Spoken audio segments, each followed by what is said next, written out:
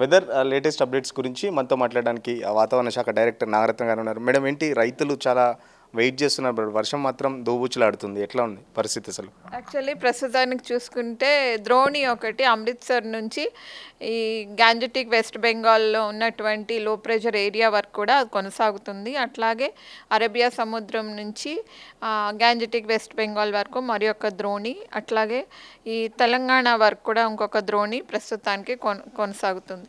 వీటి యొక్క ప్రభావం వల్ల తెలంగాణ, ఉత్తర తెలంగాణలో మాత్రం ఈరోజు లైట్ టు మోడరేట్ ట్రైన్స్కి ఎక్కువగా అవకాశం ఉంది. ఒకటి రెండు చోట్ల భారీ వర్ష సూచనలు కూడా జారీ చేయటం జరిగింది. ఆదిలాబాద్, కొమరంభీం ఆ ప్రాంతాల్లోని.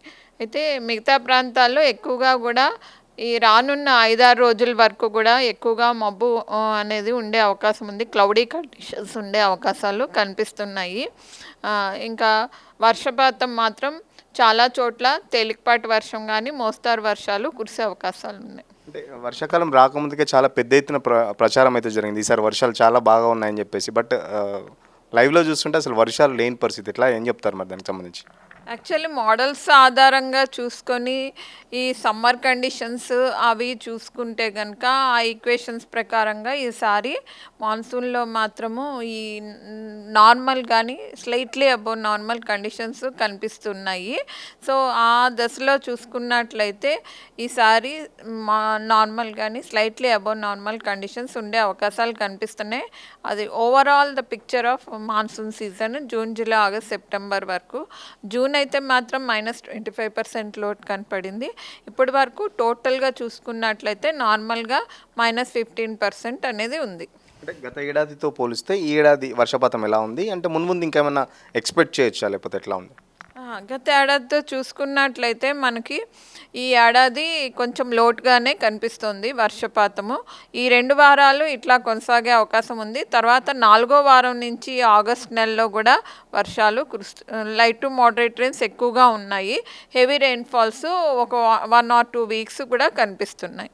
ఇట్లా ఓవరాల్గా హైదరాబాద్ గురించి ఏం చెప్తారు? జిల్లాల వర్షపాతం గురించి పక్కన పెడితే హైదరాబాద్లో దాదాపు రోజు ఎండ, ఉక్కపోత వాతావరణం కూడా ఉంది. ఎట్లా వస్తుంది? హైదరాబాద్లో చూసుకున్నట్లయితే రానున్న 4-5 రోజుల వరకు డ్రిజిల్ కానీ అట్లాగే ఒక లైట్ రెయిన్ఫాల్ కానీ కొన్ని ప్రాంతాల్లో ఉండే అవకాశం ఉంది.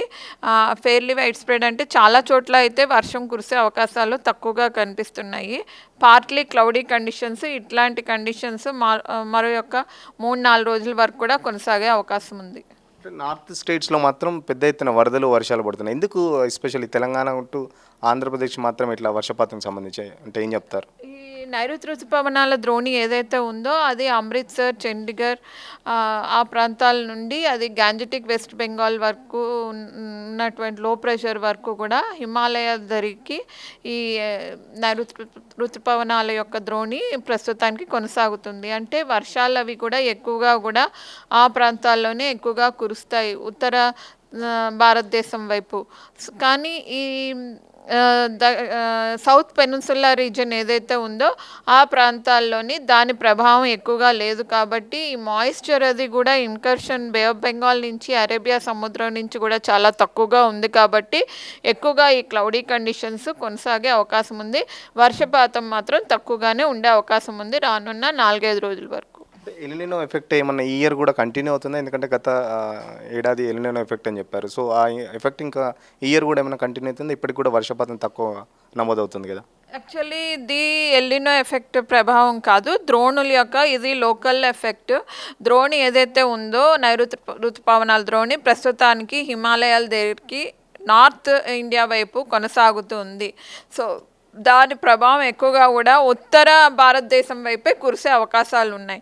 అది మళ్ళీ మనకి నార్మల్కి వస్తే కనుక ఈ పాకిస్తాన్ ఏరియా నుంచి అట్లాగే ఈ low pressure area bay of Bengal వరకు ఉంటే కనుక అది నార్మల్ ఏరియా. అప్పుడు మనకి ఈ సెంట్రల్ రీజియన్ అంతా కూడా వర్షం కురిసే అవకాశం ఉంటుంది. ఇంకా కొంచెం దిగువకు వస్తే సౌత్ పెనిన్సులా రీజియన్ ఆ ప్రాంతంలో వర్షాలు కురిసే అవకాశం ఉంటుంది. ప్రస్తుతానికి అది హై లాటిట్యూడ్స్ అంటే మనకి ఈ నార్త్ ఇండియా వైపు ఉన్నందువల్ల మనకి ఆ ప్రాంతంలోనే ఎక్కువగా వర్షపాతం నమోదయ్యే అవకాశాలు ఉన్నాయి రానున్న 4-5 రోజులు.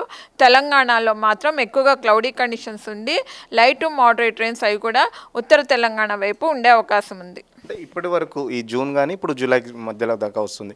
ఇప్పటివరకు ఎంత వర్షపాతం నమోదైంది? భవిష్యత్తులో ఇంకా ఎంత వర్షపాతం ఎక్స్పెక్ట్ చేయొచ్చు మాన్సూన్ కంప్లీట్ అయ్యే వరకు? మాన్సూన్ కంప్లీట్ అయ్యే వరకు అయితే ఈ మోడల్స్ ఆధారంగా చూసుకున్నట్లయితే మనకి రానున్న 2 వారాలు కొంచెం లోటుగానే ఉంది వర్షపాతం తెలంగాణలోని.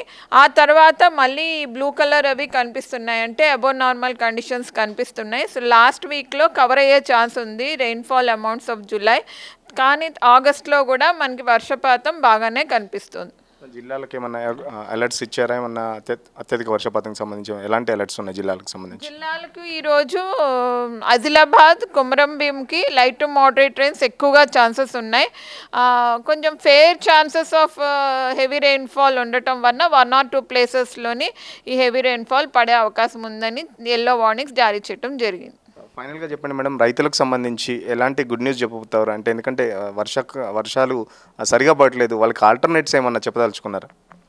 ప్రస్తుతానికి చూసుకుంటే కనుక రానున్న ఒక 10 రోజుల వరకు కూడా ఇట్లాగా లైట్ టు మోడరేట్ రెయిన్స్ అవి కురిసే అవకాశాలు కనిపిస్తున్నాయి కొన్ని జిల్లాల్లో. అది కూడా ఎక్కువగా ఉత్తర జిల్లాల్లోనే ఉండే అవకాశాలు ఉన్నాయి. అయితే ఇట్లాంటి కండిషన్స్లో అవి మేము ఇచ్చిన అడ్వైజరీస్ ఏవైతే ఉన్నాయో, ఈ వర్షాకాలంలో వర్షం పడినప్పుడు ఎట్లాంటి పంటలు వేసుకోవాలి అట్లాంటి సూచనల మేరకు వాళ్ళు పాటిస్తే అవి అధికారులు ఇచ్చే సలహాల మేరకు విత్తుకోవడం శ్రేయస్కరం.